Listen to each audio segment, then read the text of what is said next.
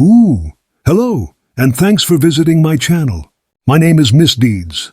Without further ado, let's get started with this hero tutorial about GARO. Double kill! Unbelievable! Triple kill! Unbelievable!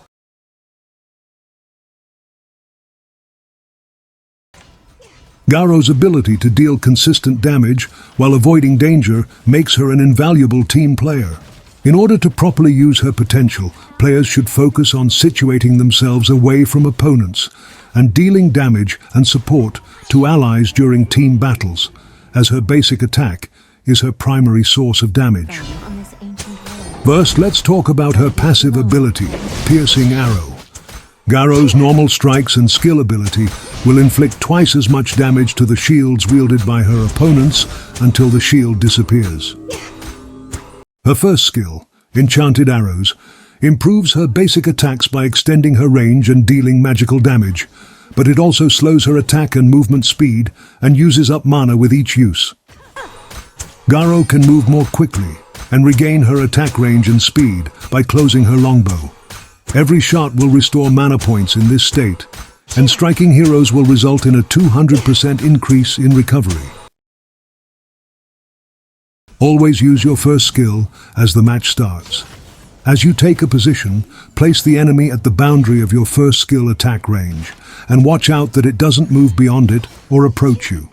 You can cause a lot of damage and win the first blood in the fight.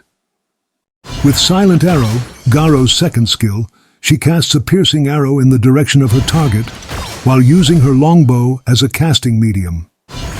In addition to dealing damage, it causes nearby opponents to become momentarily silent and slow. Following a brief pause, the arrow's course will explode, dealing additional magic damage to the nearby opponents. Before entering the fight, use your second skill to whittle down the enemy's HP, slow them, and silence them. This can help you with better positioning. You have slain an enemy. An ally has been slain. Double kill! You can also use the second skill for enhanced minions wave clearance, efficient jungle clearing, and determining whether an enemy is within a bush. When taking down a jungle monster, keep in mind the 3-second limit, particularly if a team battle is about to break out. If it takes longer than the allotted period, give up on that monster and continue supporting your group. An ally has been slain.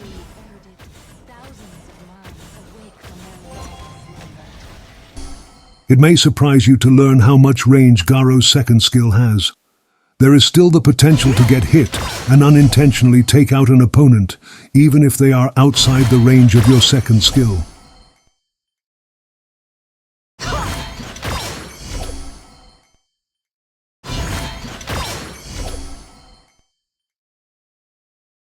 GARO's ultimate skill, Sphere of Purity, increases her own critical hit rate and attack speed within range by creating a manually closing magic circle around herself. Enemy units within range take magical damage when the circle is opened and closed. Allies inside the circle gain a critical hit rate and a 3-second movement speed boost when the circle is closed. Passively, her ultimate gives her a chance to slow the enemies every time she hit them with a critical strike. If her basic attack lands another critical hit on the same target again within 1 second, the movement speed reduction is increased to 50%. An ally has been slain. Pro player item and Arcana build.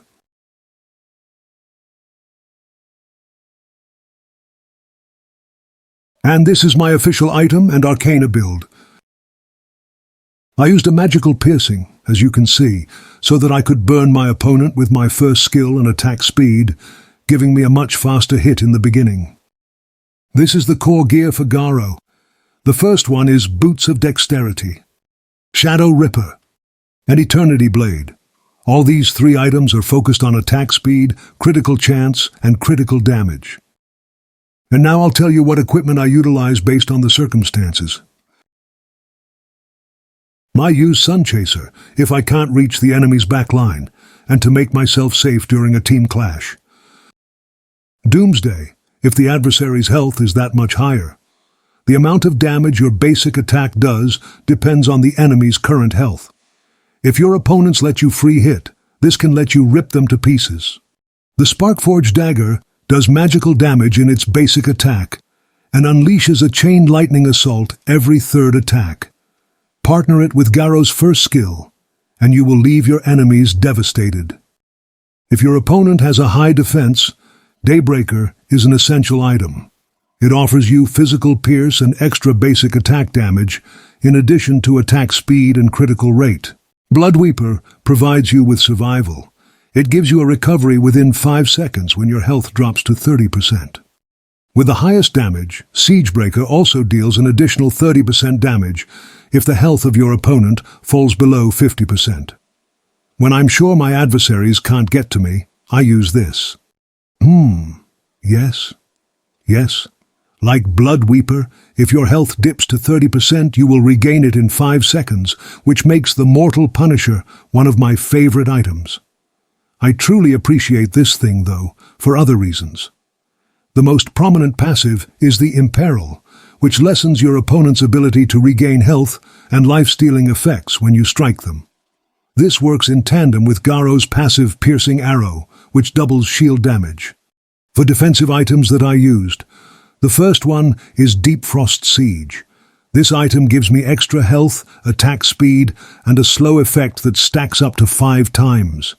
The opponent will receive an additional 30% damage from the basic attack once it reaches full stack. Additionally, the second passive effect of this item is Precision, which means your basic attack deals extra physical damage. Demonsbane is my go-to secondary item if the mage consistently targets me. This artifact helps me survive in all situations and provides me with some resistance against magical attacks. Sage Sanctuary would apply if the assassin consistently went after me and was successful in killing me. Usually, I construct this as the third or fourth thing. Resurrect is a passive ability of Sage Sanctuary that you can use twice throughout the game to get back to life after dying. Therefore, if all of your revive has been used, you can discard it and swap it out for another defensive item, Cuirass of Savagery. Now let's talk about the common skill for GARO. Not why, but when you should use it, because a proper use of the common skill can change the outcome of the battle. The first is Flash. This skill can teleport you a short distance. You may even use it to chase, run, or dodge someone's abilities. In this match, I use Flash because we've got Dongguang and Xiang Yu as our main tanker and damage dealer. Both of them can hold the enemy front line with ease. But unfortunately, our enemy has Haino and Dolia.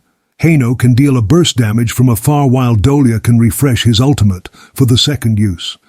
Butterfly can easily erase me if she teleported at my back, and my Flash will have no use. But I can dodge Laura's ultimate, so the blind effect won't affect me. We attempted to defend our first tower during this conflict. I go farther away from my opponents, so they can't get to me. This allows me to overwhelm them with simple strikes, taking out their tanker in the process. However, I was blinded by the heat of the battle, and missed Butterfly's teleport, which meant that I was assassinated before I could react. Here, on our jungle floor, there's another team fight breaking out. As soon as Butterfly tries to approach me, I make sure to maintain my distance from her and utilize my Flash to repel her, making certain that we prevail in this match. The second common skill I utilized the most was Sprint. This aids in my ability to flee or pursue my adversaries. I use Sprint in this match since Guan Yu, Marco Polo, and Daji are involved. Daji can stun me, but I can avoid her blows if I utilize my Sprint skills and get away quickly. Guan Yu can easily pick me up because he moves faster than the rest of us, but if I use the Sprint skills, I can outpace him and slow him down by hitting him with a basic attack. Because of his high critical strike barrage and teleportation abilities, Marco Polo seems to be the more hazardous of the three. He has the potential to seriously harm me. I have no other option than to torment him with simple attacks with my first skill while dodging his abilities with my Sprint skill. It is difficult for me to leave my tower because of Dolia's existence and the fact that she never left Marco Polo. I built the Mortal Punisher first so I could use my burn attacks to punish them and lessen their ability to heal.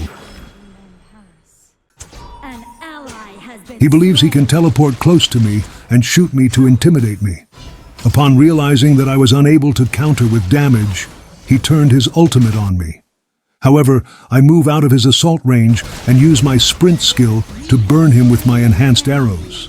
After our brief altercation at the tyrant's lair, Dolia and Marco Polo began to withdraw, after we managed to take down Daji.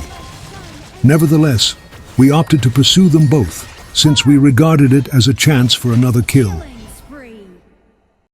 Frenzy increases your magical and physical lifesteal, as well as your resistance and damage. There were two reasons I chose to use Frenzy in this last match. First and foremost, I need to survive Lubin number 7's burst damage and Lamb's assassination. If Lu Bu tries to corner me inside his arena, I have a better chance of surviving thanks to Frenzy, and if not, at least I gave my team enough time to defeat the adversaries. Zhang Fei is the reason for the second one. I'm sure he'll do everything in his power to keep me safe as I use my magical arrows to take out my adversaries. Lao Shan initiates a fight, and this gives Lubin leeway to burst me with damage.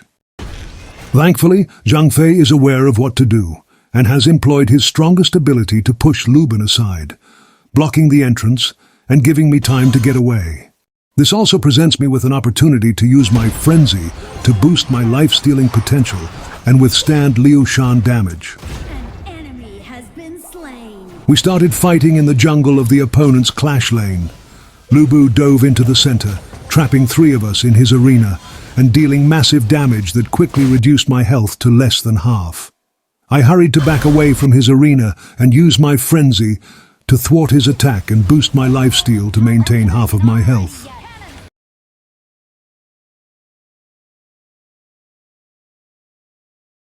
As a marksman, there are 2 options you can have during the first phase of the match. The first option is easy to utilize as GARO.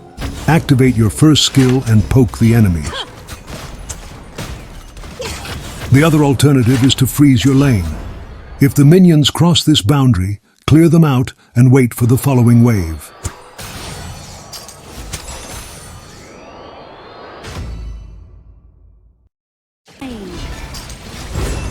GARO's full potential may be seen as she sets up her equipment in the late game. Furthermore, she can enhance her damage by teaming up with heroes that can control the mob at the front line by strategically placing herself and taking advantage of her range advantage.